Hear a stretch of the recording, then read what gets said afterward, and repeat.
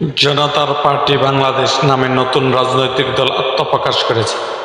দলটির চেয়ারম্যান চিত্রনায়ক ইলিয়াস কাঞ্চন, মহাসচিব বিএনপির সাবেক ভাইস চেয়ারম্যান শওকত মাহমুদ। আজ শুক্রবার ২৫ এপ্রিল বেলা ১১টায় রাজধানীর শাহবাগস্থ হোটেল ইন্টারকন্টিনেন্টালে এক অনুষ্ঠানে নতুন দলের নাম ঘোষণা করা হয়।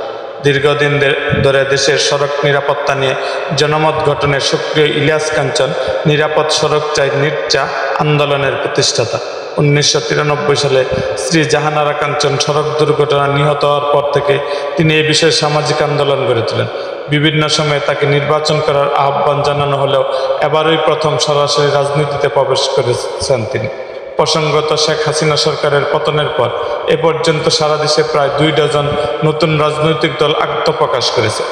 এরকম আর ভিডিও পেতে এবং রাজনৈতিক অঙ্গনের নানা ঘটনা ও ইতিহাস জানতে আমাদের মুক্তাগাছার ইতিহাস মিডিয়া ইউটিউব চ্যানেলটিকে সাবস্ক্রাইব করেন এবং পাশে থাকা বেল আইকনটি বাজিয়ে দিন।